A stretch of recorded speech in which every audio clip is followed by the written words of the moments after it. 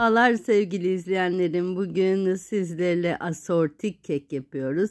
İçi reçelli, üzeri böyle tereyağlı, yer fıstığı kaplı müthiş bir lezzet. Haydi bu kekimizin yapım aşamalarına şimdi hep birlikte geçelim. Bu keki yiyen herkes sizden tarifini isteyecek. Kekimizde 3 adet yumurta kullanıyoruz. Oda ısısında olsun.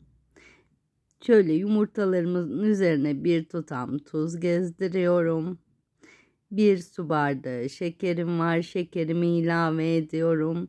Ve bu tarifimde mikser kullanmayacağım. Bir çırpıcım ile yumurtam ve şekerim yumurtamın içerisinde eriyene kadar çırpıyorum. Eski usul kek yapıyoruz bugün. Tadı da efsane.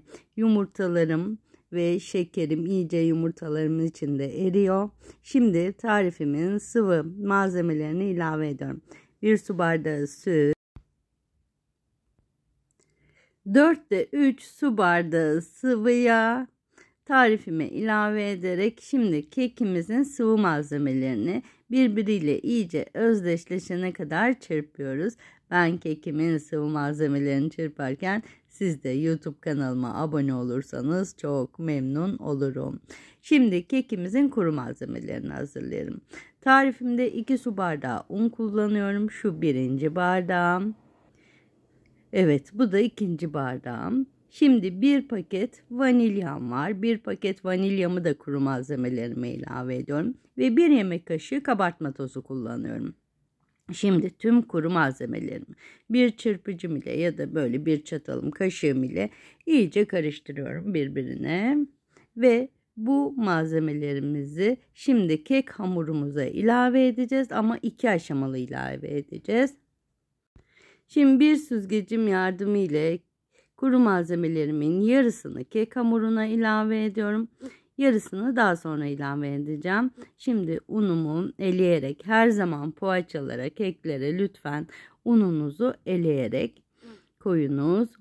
İlave ettim. Şimdi bir çırpıcım ile şöyle unumla sıvı malzemelerimi karıştırıyorum. İyice evet karıştı. Kenarlardaki unları da ala tarifimi karıştırıyorum.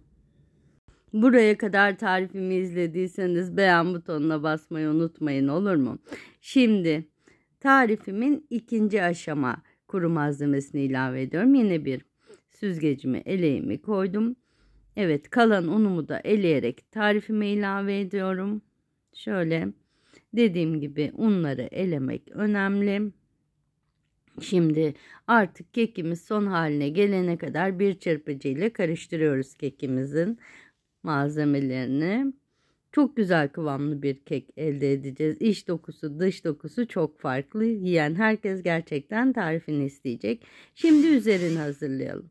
2 yemek kaşığı un koyuyorum bir kaseme. 2 yemek kaşığı şekerim var. 2 yemek kaşığı da kıyılmış yer fıstığı kullanıyorum. Ceviz, badem de kullanabilirsiniz. 2 yemek kaşığı tereyağım var. Tereyağımı biraz küp küp doğrayıp ilave ettim. Tüm üst malzemelerimi karıştırıyorum. Gerçekten keke inanılmaz bir lezzet ve doku veriyor. Lütfen bu tarifi deneyin. Şimdi üst malzemelerimiz de artık hazır yavaş yavaş. Ve kekimizi artık kek kalıbına alabiliriz. Kek kalıbımı yağladım, unladım. Şöyle gördüğünüz üzere kek hamurumu kıvamı çok güzel oldu. Yavaş yavaş kek kalıbıma döküyorum. Şimdi kekimde ekstra bir vişne reçeli kullanacağım. Ben suyunu kullanacağım. Tanelerini kullanmayacağım. Burada böğürtlen, ahududu da kullanabilirsiniz. Şöyle kekimin üzerine birazcık spatula ile düzlüyorum. Bu reçel de kekimize çok güzel lezzet verecek. Ve şimdi içerisine şöyle akacak şekilde vişne reçeli koyuyorum bir kaşığım yardımıyla. Şimdi birazcık daha reçel ilave edin. Gerçekten iç dokusunda böyle akıyor o reçeller ve çok hoş bir çizgi şeklinde çıkıyor.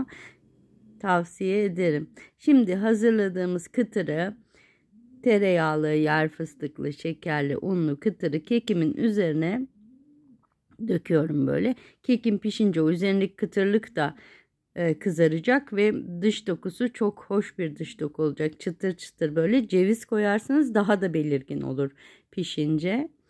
Şimdi evet, biz 180 derecede 30-35 dakika kadar pişmeye gidiyoruz. Haydi görüşmek üzere. Piştik, geldik. Asortik kekimiz hazır. Şimdi oda sıcaklığına gelsin kekimiz. Hep birlikte tersini çevirelim.